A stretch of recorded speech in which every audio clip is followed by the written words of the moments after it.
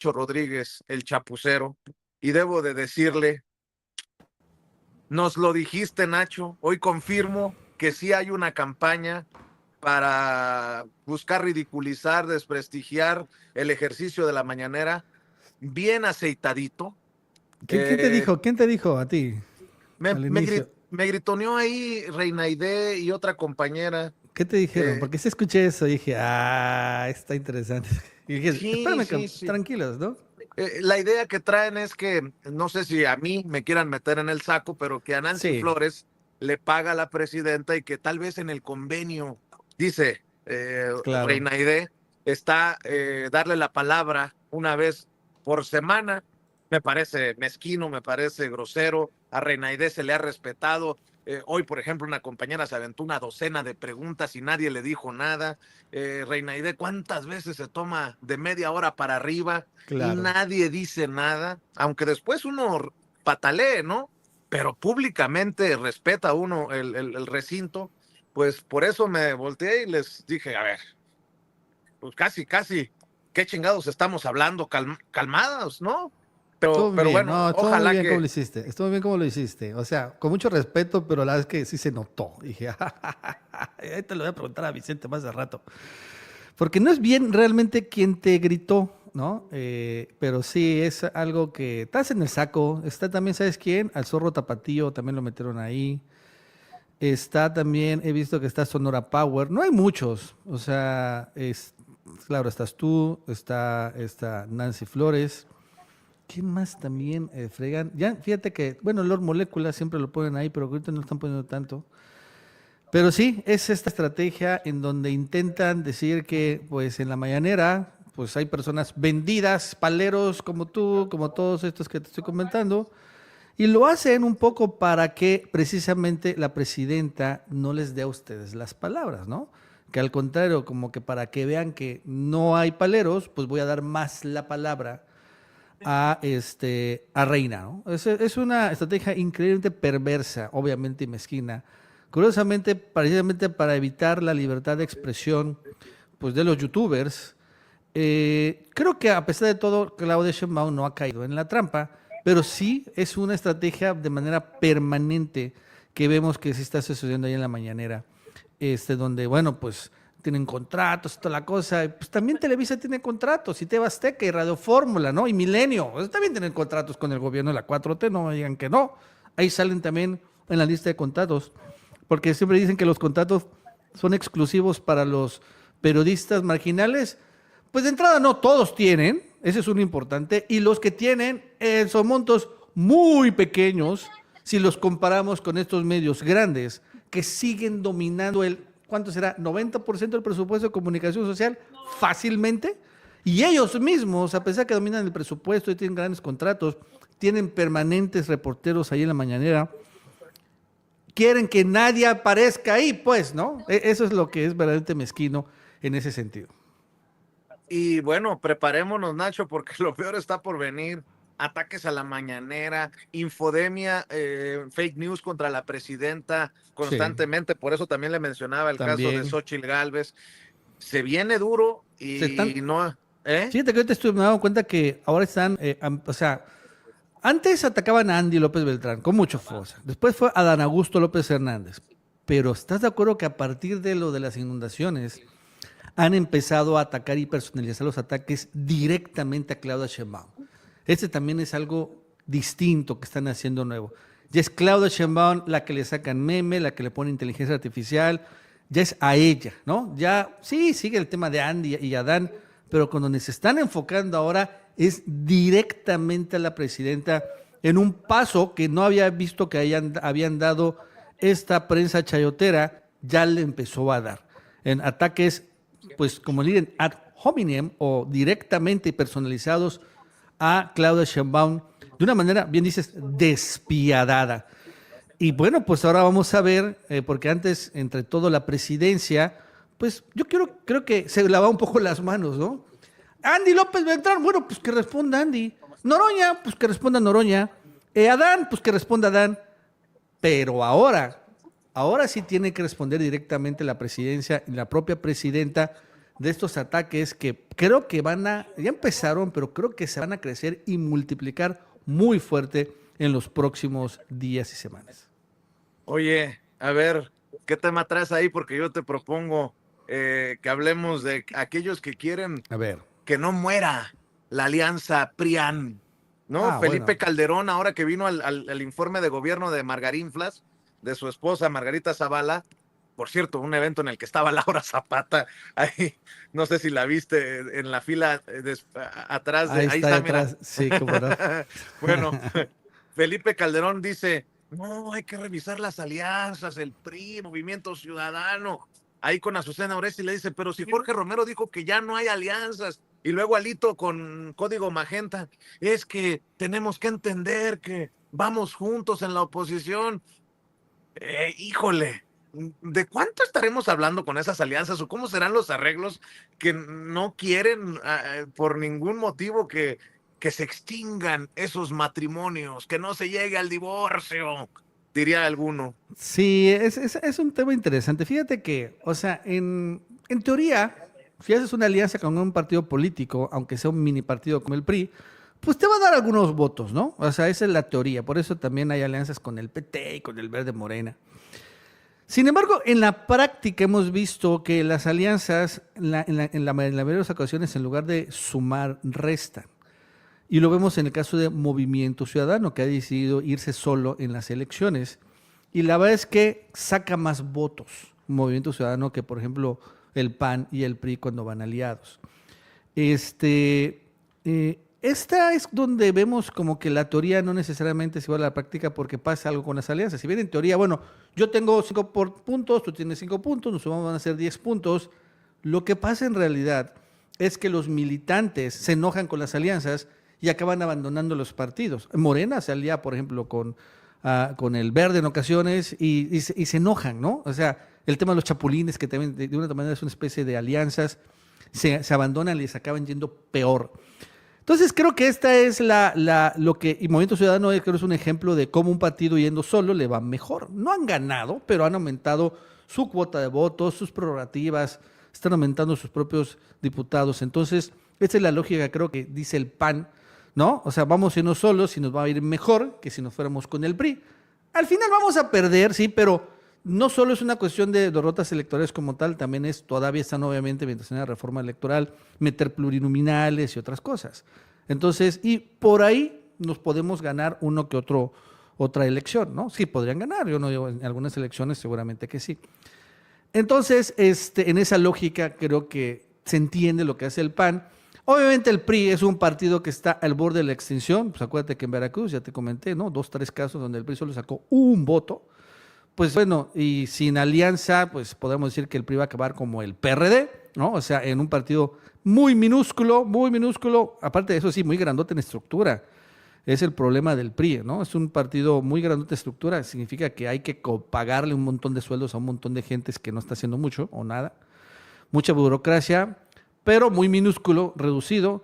Y bueno, pues Movimiento Ciudadano y el PAN, pues compitiendo, ¿no? Por lo como dije ayer, ¿no? La ultraderecha y el centro derecha, pero sin aliarse. Entonces, hay personajes como Felipe Calderón que no les cae bien el PAN actual, porque el PAN actual es el PAN del cártel inmobiliario, y Calderón y Fox, bueno, están fuera del cártel inmobiliario, no son de este grupo político que ahorita es dueño del PAN, y entonces, pues, ¿cómo pueden volver a participar en política? Bueno, pues a través de una alianza de MC o del PRI o algo así. Ellos tienen un poco más de margen de maniobra si hay alianzas en ese sentido. Pero yo veo que ahorita los panistas, fíjate que aún así, entre sí están convencidos y no están convencidos, todavía sigue este debate de que sí nos conviene alianza porque vamos a sumar los puntos, pero al mismo tiempo dicen, no nos conviene alianza porque nos va mejor si nos vamos solos, ¿no? Y este es un dilema que sigue enfrentando mucho a los panistas y lo sigue dividiendo, y que eventualmente esta división es lo que genera esta falta de identidad del PAN. Por ejemplo, ayer estábamos hablando que el PAN se está corriendo a la ultraderecha, ¿no? Patria, familia y libertad. Ese es el santo y seña de la ultraderecha. Pero Jorge Romero aparece después con Azucena y dice, no, sí están incluidos los gays, la comunidad LGBT y todos ellos. A ver, bro, o sea, esta falta de identidad es precisamente la que te daña. No, no, no. O sea, eres ultraderecha, si eres ultraderecha, estás contra de los gays. O sea, es así, son pues el chiste de ser ultraderecha. Pero después, al mismo tiempo, en esta falta de identidad o total pragmatismo que quieren hacer todo al mismo tiempo sin realmente ningún tipo de convencimiento, son unos tibios, pues, dice Jorge Romero, no, no, sí están incluidos los gays, no, no hay problema. Que vengan acá, igual el PAN de ese ultraderecha también están incluidos. O entonces, ¿de qué se trata? Ya no entendí mucho. Nos damos cuenta que son unos ineptos los panistas, destinados al fracaso electoral total. Oye, ¿no? Es la realidad. Oye, Nacho, y en esa misma entrevista con Azucena Oresti, qué cínico este cabrón de Jorge Romero, ¿no? Dice, el partido que es aliado del narco, ya sabemos que es de color guinda. Y dices, güey, tienes al secretario de Seguridad Pública y ¿cómo se llama? Espía del CISEN en los gobiernos del PAN, de Fox y de Calderón en el bote por Sí. haberse aliado con los narcos. ¿Y con qué pinche cara, cabrón? ¿Con qué cara, hijo de la che? No sé, se pasan de pistolas estos güeyes. Sí, pues, ¿qué quieres que te diga? La verdad es que estuvo Máximo Allende, ¿no? En esta marcha de panistas. Y la es que Máximo me cae muy bien porque es buen reportero ciudadano. Sí. Le preguntaba esto, oye, ¿estás a favor de García Luna? Y ya ni saben qué responder. Es que con esos los desarmas. Narcogobierno, narcopresidente. Sí, sí, sí, sí, sí, pero ¿y qué onda con García Luna? Ya no saben qué decir, ¿no? O sea, finalmente se salen de control. Es un argumento totalmente demoledor para ellos. Y sí, cínicos, ¿no? En este dicen narcogobierno, narcopresidente, narcomorena. Pues sí, pero bro, García Luna es el que está en la cárcel acusado de narco, no por nuestro país, sino por Estados Unidos. Con lo cual también no puede decir que es una persecución política, ¿no? Si no, ya dirían, es que es una persecución política de Morena. No, bro, es en Oye, Estados Unidos. Ya no sé oye, ni qué decir. y hablando de persecuciones políticas, estaba leyendo y leo y releo la columna de Mario Maldonado en el Universal. Ah, ¿De en Salinas dónde se Pliego. sacarán tantas jaladas, Nacho? Dice, en la 4T, el enojo contra Ricardo Salinas Pliego se ha convertido en una auténtica obsesión.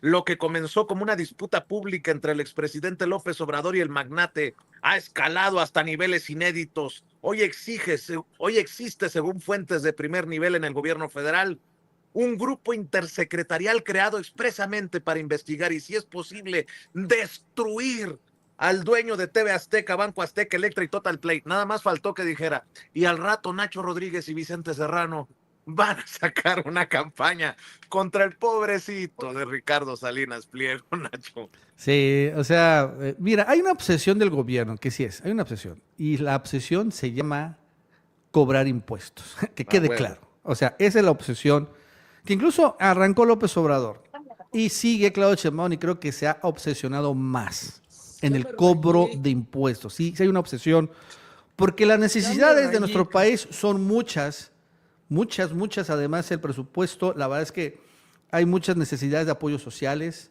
hay muchas necesidades de obra pública, hay muchas necesidades de medicamentos, hay muchas necesidades de educación. O sea, es muchas. Y la verdad es que no alcanza el presupuesto. Entonces, si hay una obsesión de cobrar los impuestos a como dé lugar, incluido en particular a los más ricos, y no porque sean los más ricos, sino concentran la mayor riqueza y los mayores ingresos.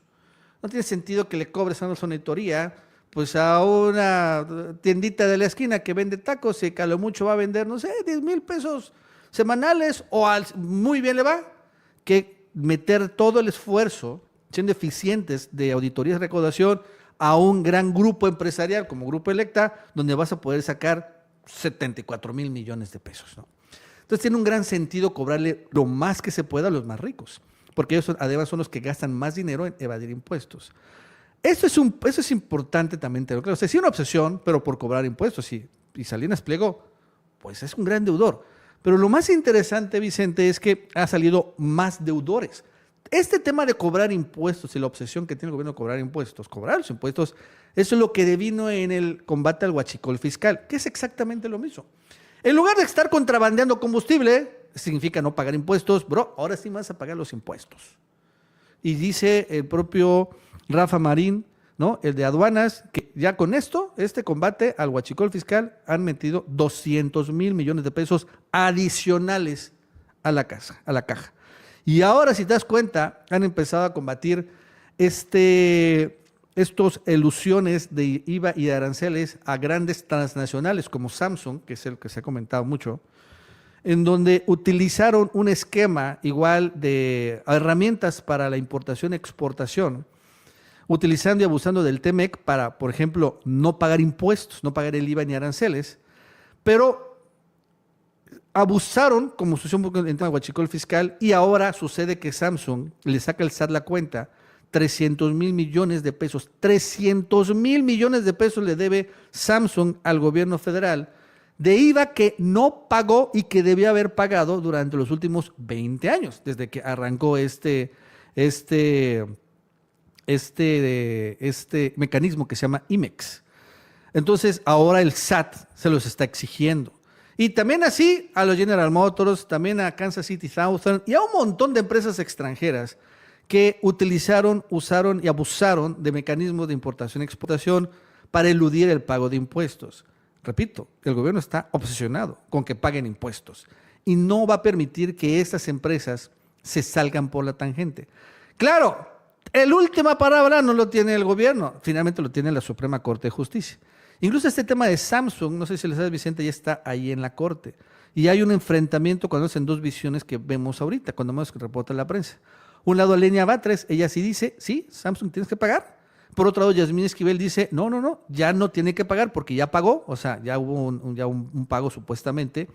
Y vamos a ver este enfrentamiento, en donde sin embargo está atrás la obsesión del SAT y de la 4T en general, porque todos paguen sus impuestos, pero en particular las grandes empresas. 300,000 millones, ponlo en comparación, o sea, es el triple de lo que debe, o más, cuádruple de lo que debe Salinas Pliego. Y a una empresa como Samsung, que además fue una gran proveedora de la 4T, Samsung construyó parte de la refinería el sexenio pasado, pero pues podrá ser muy proveedora, pero aquí no hay empresas consentidas, ¿no? No hay condonación de impuestos y sí se van con todo, porque las necesidades de nuestro país son muy grandes y si no va a haber reforma fiscal, o sea, no van a aumentar los impuestos, pues hay que cobrarles a estos multimillonarios lo que han eludido por décadas. Venga, oye, a las 11 hay que estar al pendiente de las razones de Noroña para pedir licencia. Dijo que a las 11 había conferencia. Sí, Yo creo que es de salud, ¿no? Algún procedimiento de salud. Tal vez, pero quién sabe. Fíjate que yo, no sé si sabes, Vicente, pero se está adelantando la sucesión en Morena. Ves que el otro 2027 hay elecciones a gobernador. Entonces, lo que yo pensé es que a fines de 2026 se iban a elegir a los candidatos a gobernador. Pero todo indica que se van a elegir los candidatos a gobernador de Morena en fines de este año y en la primavera del próximo año. O sea, en esta fecha se van a definir los candidatos a gobernador de Morena. Porque tienen la intención, Morena, de adelantar esto para que no empate con la renegociación del TEMEC del otro año y tampoco empate con el Mundial. Entonces, va a resolver ahorita el asunto. Entonces, a mí se me hace que Noroña va a pedir licencia. Va a decir que tal vez va a empezar a promover la reforma electoral o algo así. Pero en realidad va a empezar a promover a sus gallos a las gubernaturas. Esto es lo que creo que va a pasar. Y bueno, y no solo va a ser Noroña, van a ser un montón de senadores que, si tengo razón, van a tener que pedir licencia ahorita con Félix Salgado, Andrea Chávez, Julieta Ramírez y demás, Saúl Monreal, etcétera, porque se va a definir en estos días, estas semanas, precisamente la elección. ¿Sabes cuál es el problema de Noroña? El problema es su suplente, es una mujer, es trabajadora del ISSSTE. Entonces, ¿qué va a hacer? ¿Va a renunciar? A ver, aquí lo pusieron. Ese es el asunto. Igual Noroña no va a poder pedir licencia, o no sé, hay que ver. Porque aquí, te digo, ¿quién es lo puse Luis Guillermo Hernández. Se llama Dunia Lutlow, que está ahorita en directora de Superiste. Es la suplente de Noroña. Entonces, pues, ¿qué va a pasar? ¿Va a renunciar al ISSSTE para ser senadora? Y aquí ya me la complicaste más, ¿no? Eso no lo sabía hasta que hoy leí con Luis Guillermo Hernández. O porque, pues bueno, pues den un cargo y entonces, ¿qué va a pedir licencia ella a ser la directora del Superiste? No lo tengo claro. Vamos a ver qué sucede. Bueno, pues estemos al pendiente, Nacho. Por lo pronto, no nos doblemos ni nos arruguemos, porque eso es lo que quieren muchos desde los medios tradicionalmente chayoteriles. Vamos con todo, Nacho. Así que le pido a la gente que nos está viendo y escuchando que esté al pendiente del contenido que suben Nacho, su carnal Mauricio y sus colaboradores a la red del Chapucero Network y que apoye los canales que van poniendo a su disposición, como el Chapucero Último Out y el Chapucero Mundialista, y que esté al pendiente también de lo que publica esta ave de las tempestades llamado Ignacio Rodríguez en Twitter, o bueno, lo que era antes Twitter, ahora X, en @Nacho RGZ. Mi querido Nacho, A échale ver, ¿a quién nos ganas. toca funar hoy? Hijo de la chica. Pórtate bien, En Nacho. fin, dale pues. Sale, cuídate. Gracias, Nacho Rodríguez, el Chapucero, hablando con nosotros sin censura.